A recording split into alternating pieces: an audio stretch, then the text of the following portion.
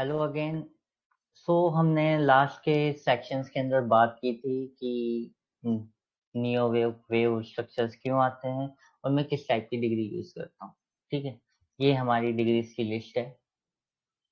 ठीक है, तो हम स्टार्ट करते हैं जो मैं आपको देने वाला हूँ। ठीक है, short term, medium term, long term और एक सुपर टर्म। ठीक है, पर आई थिंक सबसे बड़े स्ट्रक्चर से अगर हम स्टार्ट करेंगे तो तुम्हारे लिए देखना ज़्यादा इजी रहेगा। ठीक है, फॉर एग्जाम्पल ग्रैंड साइकिल का एग्जाम्पल्स मैं अभी नहीं दिखा पाऊंगा क्योंकि मुझे याद नहीं, ढूंढने में थोड़ा टाइम लग जाएगा। ओके, तो हम जो है मल्टी ईयर से काम करते हैं। ठीक है, अब मल्टी ईयर चार्ट्स में हम सबसे पहले चलो बैंक निफ्टी ले लेते हैं।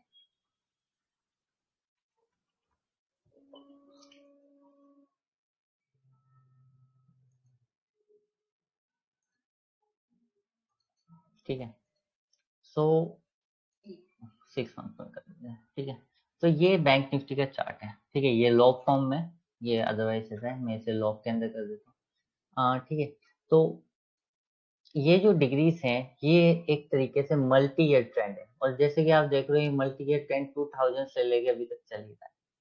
तो आपको आइडिया हो जाना चाहिए कि एक मल्टी ईयर ट्रेंड अगर स्टार्ट होता है तो वो अगर सही ढंग से चले तो आने टाइम तक 20-25 साल तक चलेगा ही, और उसकी एक लैग जो है आपको इजीली 10 ईयर तक देखने को मिलेगी, या उससे ज्यादा भी, डबल भी हो सकती है। ठीक है, 10 या 20 ईयर्स पर। ठीक है, आपके लिए कि जनरल आइडिया हो जाएगा कि एक डिग्री इतना टाइम कंज्यूम करती है और इतना प्राइस कंज्यूम कर सकती है। सो उसके बाद दूसरी डिग्री क्या है हमारी? उसके बाद दूसरी डिग्री हमारी आ जाती है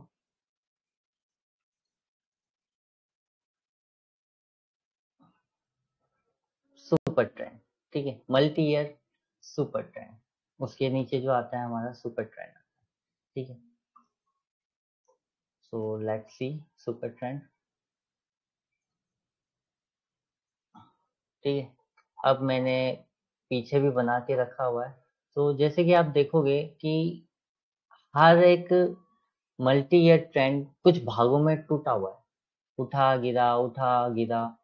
ठीक है, इस तरीके से उठा गिरा उठा गिरा उठा। ठीक है, तो इन पार्ट्स को हम जो है छोटी डिग्री में देखते हैं, और जिस डिग्री में मार्केट उठा है उसी डिग्री में आपको कंसोलिडेशन दिखने को मिलेगा। ठीक है, जैसे एक सुपर ट्रेंड में ही मार्केट गिरा था, तो आपको एक सुपर ट्रेंड के अंदर ही जो है कंसोलिडेशन यहाँ से यहाँ तक देखने को मिला है। राइट, ठीक है। अब इसके बाद अगर हम फर्दर और चार्ट्स को जूम करें, ठीक है, तो जैसे कि एक सुपर ट्रेंड है वो एक लॉन्ग टर्म से मिलके बना है। मैं थोड़ी सी साइकिल उल्टी चला रहा हूँ, हो सकता है आपको थोड़ा सा अटपटा लगे सुनने में, पर अगर आप देखोगे तो मार्केट उठा गिरा उठा गिरा उठा गिरा, एंड इस टाइप से मार्केट जो है चलता है। ठीक है, तो क्या मतलब हुआ? मतलब ये हुआ कि लॉन्ग टर्म से मिलके सुपर ट्रेंड बना, और सुपर ट्रेंड से मिलके एक मल्टी ईयर की साइकिल। ठीक है, अब अगर आप और हिस्सों में तोड़ोगे तो जो आपको, और हम प्राइस को थोड़ा सा जूम करते हैं, डेली टाइम फ्रेम के अंदर जाते हैं, तो जो आपको सुपर ट्रेंड है वो आपको, और सॉरी लॉन्ग टर्म है वो दो हिस्सों में और टुकड़ों में टूटता हुआ मिलेगा। ठीक है, जैसे लॉन्ग टर्म मीडियम टर्म से मिलकर बना है, तो ये इसके टुकड़े हो गए। राइट, प्राइस यहाँ से गया, ऊपर गया, यहाँ से गया, यहाँ से गया, यहाँ से गया, इस टाइप से प्राइस वॉक करता हुआ चलता चला गया। ठीक है, तो ये आपका मीडियम टर्म हो गया, है ना। अब मीडियम टर्म फर्दर जो है, अगर हम प्राइस को और जूम करना चाहें तो वो फिर शॉर्ट टर्म से मिलके बना हुआ है। ठीक है, यहाँ पे 5 वेव स्ट्रक्चर आया, यहाँ पे 3 आया, यहाँ पे 1 ही आया बेसिकली, 2 और 3, सॉरी 3 नहीं आया। ठीक है, मार्केट जो है ऊपर की तरफ है, एंड अगर हम जो है इससे ऊपर चले जाते हैं तो फिर जो है आपका जो है यहाँ पे लॉन्ग टर्म की जो ये लैग ऊपर से नीचे तक की चल रही थी ये कंप्लीट हो जाएगी। ठीक है, या तो यहाँ पे एक एक्स बनेगा, या फिर मार्केट जो है यहाँ से ऊपर की तरफ चल जाएगा। वो भी कब? जब ये टूटेगा तब, अदरवाइज आप यही मानो कि ये ब्रेक नहीं हुआ है। जब तक ये ब्रेक ना हो जाए ट्रस्ट मत करना। ओके, हो सकता है उसे उसे ब्रेक ही करना हो, पर उसको ब्रेक करने से पहले आपके अननेसेसरी स्टॉप लॉसेस खा जाए। ठीक है। अब इसके अंदर मैं एक टर्म और यूज करता हूँ, एक्स। ठीक है। वो शायद आपको छोटी टाइम फ्रेम्स के अंदर देखने को मिलता है। मैं गोल्ड आपको दिखाता हूँ।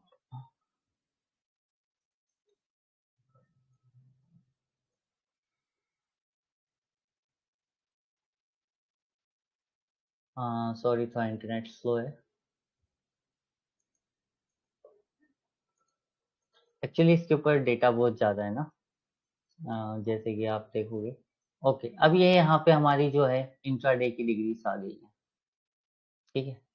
तो हम पहले इसके अंदर एक एक्स ढूंढते हैं ताकि आपको एक एक्स का मीनिंग मेरी लैंग्वेज में आ जाए। आई थिंक मुझे और छोटी टाइम फ्रेम के अंदर जाना पड़ेगा।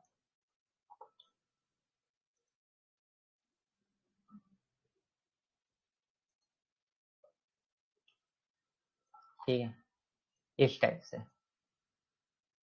ठीक है, मार्केट ने इस टाइप से ऊपर की तरफ जाके नीचे की तरफ करेक्शन दिया था। हालांकि मैं इसे एक्स नहीं कहूंगा, ये एक तरीके से डी वेव है एंड मार्केट ऊपर की तरफ एज ई गया है। पर जब उस टाइम ये चला था, उस टाइम ऐसा लग रहा था जैसे मार्केट यहाँ पे करेक्शन पूरा कर दिया और जिस स्पीड से गया मार्केट ऊपर चला गया। ठीक है, मैंने डिसीजन थोड़ा जल्दी ले लिया था। मुझे सिर्फ जो है 1 आवर वेट करना था क्योंकि टाइम वाइज कंफर्मेशन अभी रुकी हुई थी। हाँ, ओके। तो एक्स का मीनिंग क्या है? सपोज करो ये एक्स है, तो एक्स का मीनिंग सिर्फ इतना है कि जॉइंट लग जाता है। ठीक है। मार्केट नीचे की, मार्केट के अंदर जो कंसोलिडेशन हुआ है वो अभी बचा हुआ है और कंसोलिडेशन ऊपर की तरफ वापिस हो और फिर मार्केट नीचे गिरेगा। ठीक है। और अगर किसी ट्रेंड के अंदर एक्स लग जाए तो दैट मीन्स क्या है कि आपको 1 2 3 4 5 की जो वेव है वो देखिए, उस साइड में एक्स है तो फर्दर नीचे की तरफ जो है काउंटिंग स्टार्ट हो जाए। बाय द वे ये सारा का सारा जो है करेक्शन है। ठीक है। मार्केट यहाँ से यहाँ तक जो है सारा कंसोलिडेशन के अंदर वर्क कर रहा है। कंसोलिडेशन करेक्शन आप सेम समझ लीजिए। ठीक है। और जैसे कि आप देख रहे हो ये सारी जो कोडिंग है ये लाइव मार्केट के अंदर बनी हुई है। इवन हम इस कोडिंग को और स्मॉलर टाइम फ्रेम्स के अंदर भी देख सकते हैं, 3 मिनट्स टाइम फ्रेम के अंदर भी हम इसे देख सकते हैं। तो ये ज़्यादा यूजफुल नहीं होती है। ठीक है, मार्केट में वेव आती है फिर वो टूट जाती है। ठीक है, फॉर एग्जांपल 1 आया, 2 आया, यहाँ पे 3 बना, फिर मार्केट अगेन कंसोलिडेशन में चला गया। तो इसका ज़्यादा मीनिंग बनता नहीं है, आप यहाँ पे कुछ खास ज़्यादा अर्निंग कर नहीं सकते। ठीक है। तो इस स्मॉलर टाइम फ्रेम्स में करने का कोई फायदा नहीं है, ये सिर्फ और सिर्फ लर्निंग पर्पज के लिए है। ओके। सो ये हमारे डिग्रीज के एग्जाम्पल थे। ठीक है। और हर डिग्री का आपने ये देख लिया होगा कि उसके अंदर कितना लेंथ तक वो प्राइस चलता है। ठीक है। जैसे कि अगर हम मीडियम डिग्री की बात करें तो मीडियम डिग्री के अंदर यहाँ से यहाँ तक इसने करीब करीब 32 डेज ले लिए। ठीक है। यहाँ से यहाँ तक इसने 10 कैंडल्स ले लिए। ठीक है। और पूरे एक मंथ की बात करें तो, sorry month in the sense, मतलब अगर हम इसकी बात करें lower degree, long term trend की, तो लॉन्ग टर्म ट्रेंड ने करीब करीब इसके अंदर अराउंड 91 डेज ले ली एंड ये ट्रेडिंग डेज है, इसके अंदर सैटरडे संडे इंक्लूडेड है। तो लॉन्ग टर्म ट्रेंड जो है वो इतना लंबा हो सकता है। ठीक है, around more than around 3 month 4 months तक। ठीक है, और ये इससे लंबा भी हो सकता है, छोटा भी हो सकता है। ठीक है? तो जो आप देख रहे हैं, जो हम डिग्री की बात कर रहे हैं, हम ना एक प्रॉपर वे से ट्रेंड को एनालाइज करने की कोशिश कर रहे हैं। ओके। सो अभी हम इस वीडियो को यहीं ख़त्म करते हैं एंड नेक्स्ट वीडियो के अंदर हम कुछ नए टॉपिक पे बात करेंगे। एनीवे मैं इसके आगे की वीडियोस अब कुछ आपके क्वेश्चंस वगैरह लेने के बाद बनाऊंगा, ताकि आपको अगर कुछ प्रॉब्लम है तो हम क्वेश्चंस को जो है वीडियो के फॉर्म में उन्हें आंसर कर दें। ठीक है। अब रही बात कि इसमें आपको ट्रेड कैसे करना है। ठीक है। तो ट्रेडिंग के लिए मैं अब आपको जो लाइव हमारे चार्ट्स हैं हम उन्हीं के ऊपर बात करेंगे ताकि उसकी फोरकास्टिंग भी हो जाए एंड साथ ही आपको उससे चार्ट से सीखने को भी मिल जाए। ठीक है। क्योंकि मैं यहाँ पे थ्योरी से दूंगा उनका ज़्यादा मीनिंग नहीं बनता। अब हम जो आगे आने वाले चार्ट्स के अंदर हम फोरकास्टिंग करेंगे आपको उनके अंदर सीखने का मिल जाएगा, ठीक है। एंड अगर उसमें वाकई में कुछ लर्निंग वाला मटेरियल होगा तो उसकी मैं एक एजुकेशनल सीरीज के अंदर मैं उसे डाल दूंगा, ठीक है। एनीवे अगर आपने हमारा ये टेलीग्राम चैनल ज्वाइन नहीं करा है जहाँ पे आपको कुछ टाइप से फोरकास्टिंग के वीडियोस मिल सकते हैं और आपको ये निफ्टी 50 की जो एक न्यू चार्ट्स की लाइब्रेरी है वो आपको यहाँ पे मिल जाएगी। खैर अब मैंने अगर ये खोली है तो मैं इसे देख ही लेता हूँ। जैसे कि फॉर एग्जांपल कोल इंडिया है, ठीक है। तो कोल इंडिया ने क्या करा है, यहाँ से यहाँ तक एक सुपर ट्रेंड के अंदर कोल इंडिया ऊपर की तरफ चला है, ठीक है।